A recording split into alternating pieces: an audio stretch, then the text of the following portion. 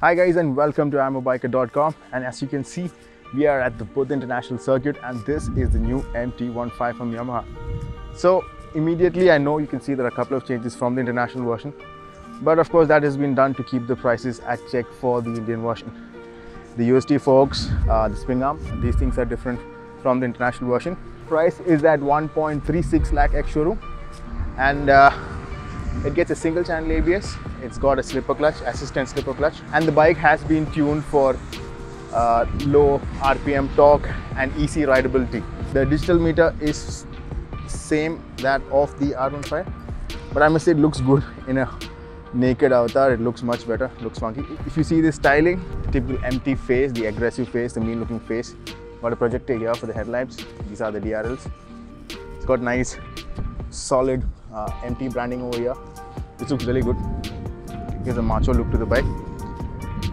Nothing, as you can see, beneath this cowl is the coolant reservoir. It's not the lowest part, so I mean it's got a ground clearance of 150 mm, so you really need to be worried about that. But then that is something which is different from the R15. The rear tire, 140 section from MRF, and changes from the R15 if you ask me. Yes, there are wheelbase is shorter. It's been tuned for aggressive city and urban riding basically, so it's a whole lot fun.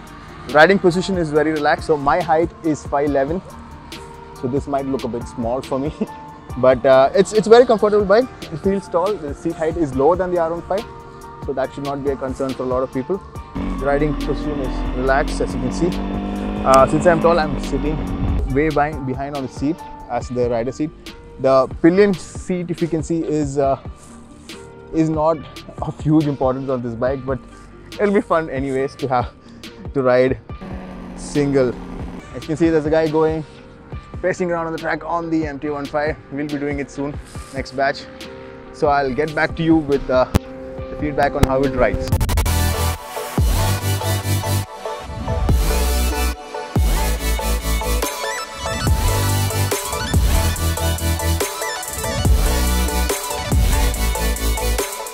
So guys, we've been riding it for the last 20 minutes at the BIC track. The engine character, quite similar to the R15, very peaky in the sense that you need to rev to get the power out on the road.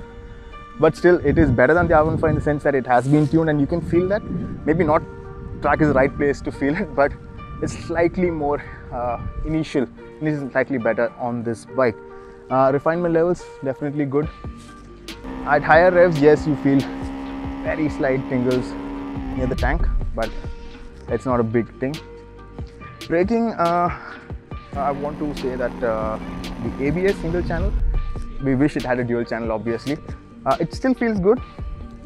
Would have loved a little bit more initial bite, but still stops in a jiffy.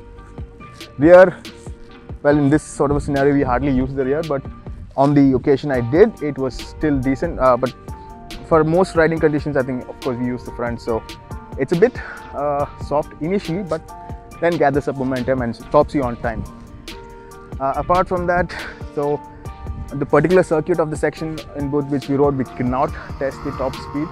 I believe it's lesser, definitely going to be lesser than the R15, so expect real world top speeds of about 130, 140, not more than that, because aerodynamics and also different tune of engine. Slightly different tune of engine. So overall, I think it's a real fun city bike. It will be a whole lot of fun to ride in the city because it's super light. You know, to move around, to flick in traffic, it feels really good.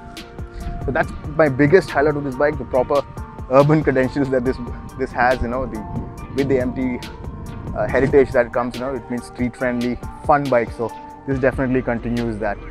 So all in all, loved it. Looking forward to ride it on the street. Really get a proper feel for it.